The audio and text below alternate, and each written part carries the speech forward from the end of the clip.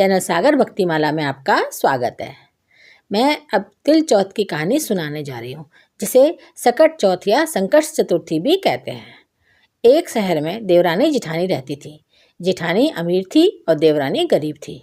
देवरानी गणेश जी की भक्त थी। देवरानी का पति जंगल से लकड़ी काट कर बेचता था और अक्सर बीमार रहता था। देवरानी जेठानी के घर का सारा काम करती और बदले में जेठानी उसे बचा हुआ खाना, पुराने कपड़े आदि दे देती थी। इसी से देवरानी का परिवार चल रहा था। माघ महीने में देवरानी ने तिल चौथ का व्रत किया। 5 आने का तिल व गुड़ लाकर तिलकुटा बनाया। पूजा करके तिल चौथ की कथा सुनी और तिलकुटे को छीके में रख दिया और सोचा कि चांद उगने पर पहले तिलकुटा और उसके बाद ही कुछ खाएगी। कथा सुनकर वह जेठानी के यहाँ चली गई। खाना बनाकर जेठानी के बच्चों से खाना खाने को कहा तो बच्चे बोले, माँ ने व्रत किया है और माँ भूखी है, जब माँ खाना खाएगी तभी हम खाएंगे। जेठ जी को खाना खाने को कहा तो जेठ जी बोले, मैं अकेला नहीं खाऊंगा, जब चांद निकलेगा तब सब खाएंगे, तभी मैं भी खाऊंगा।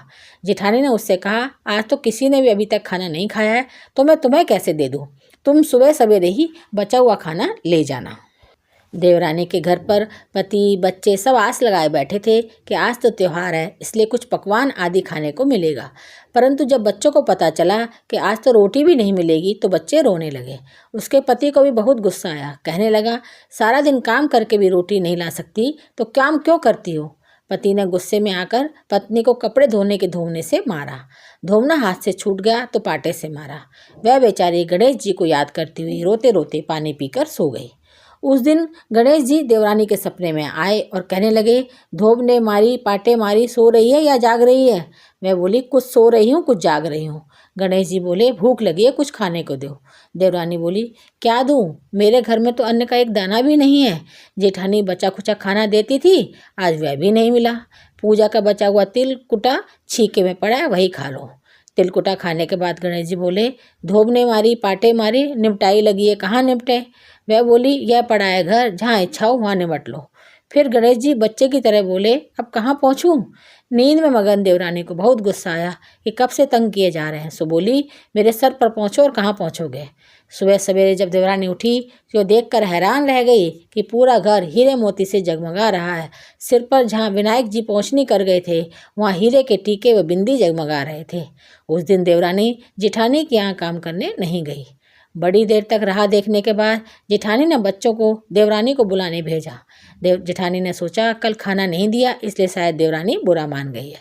बच्चे बुलाने गए और बोले, चाची चलो, माँ ने बुलाया है, सारा काम पड़ा है। देवरानी ने जवाब दिया, अब उसकी ज़रूरत नहीं है, घर में सब भरपूर है गणेश जी के आशीर्वाद से। बच्चों ने घर जाकर माँ को बताया, चाची का तो पूरा घर हीरे मोतियों से जगमगा रहा है।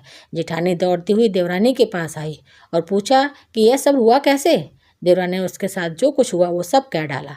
घर लौटकर जेठानी अपने पति से कहा, आप मुझे धोबने और पाटे से मारो। उसका पति बोला कि भली मानस, मैंने कभी तुम पर हाथ भी नहीं उठाया, मैं तुम्हें धोबने और पाटे से कैसे मार सकता हूँ। वह नहीं मानी और जिद करने लगी। मजबूरन पति को उसे मारना पड़ा। उसने ढेर सारा घी डालकर चूरमा बनाया और छीके पर रख दिया और सो गई। रात को चौथ विनायक जी सपने में आए और कहने लगी, भूख लगी है, क्या खाऊं। जेठानी ने कहा, हे गणेश जी महाराज, मेरी देवरानी के यहाँ तो आपने सूखा तिलकुटा खाया था, मैंने तो घरते घी में चूरमा बनाकर आपके लिए छीके में रखा है, फल और मेवे भी रखे, जो चाहे खा लीजिए। बाल स्वरूप गणेश जी बोले, अब निपटे कहाँ। जेठानी बोली, उसके यहाँ तो टूटी फूटी झोंपड़ी थी, मेरे यहाँ तो कंचन के महल हैं, जहाँ चाहो निपटो। फिर गणेश जी ने पूछा, अब पहुँचूँ कहाँ। जेठानी बोली, मेरे ललाट पर बड़ी सी बिंदी लगाकर पहुँच लो। धन की भूखी जेठानी सुबह सुबह बहुत जल्दी उठ गई।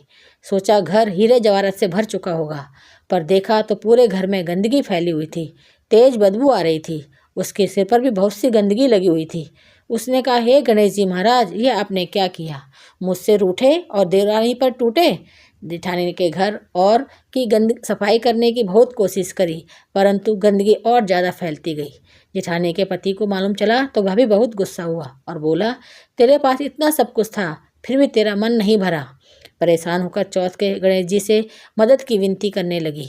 गणेश जी ने कहा, देवरानी से जलन के कारण तूने जो किया यह उसी का फल है। अब तू अपने धन में से आधा धन उसे देगी, तभी यह सब साफ होगा। उसने आधा धन बांट दिया। किंतु मोहरों की एक हांडी चूल्हे के नीचे गाड़ रखी थी। उसने सोचा किसी को पता नहीं चलेगा और उसने उस धन को नहीं बांटा। उसने कहा, हे श्री गणेश जी, अब तो अपना यह बिखराव समेटो। वे बोले, पहले चूल्हे के नीचे गाड़ी हुई मोहरों की हांडी सहित ताक में रखी हुई 2 सुई के भी 2 हिस्से कर। इस प्रकार गजानन ने बाल स्वरूप में आकर सुई जैसी छोटी चीज का भी बंटवारा किया और अपनी माया समेटी। हे गणेश जी महाराज, जैसी आपने देवरानी पर कृपा की वैसी सब पर करना। कहानी कहने वाले, सुनने वाले व हुंकारा भरने वाले सब पर कृपा करना, किंतु जेठानी को जैसी सजा दी वैसी किसी को मत देना। बोलो गणेश जी महाराज की जय। बोलो चौथ माता की जय।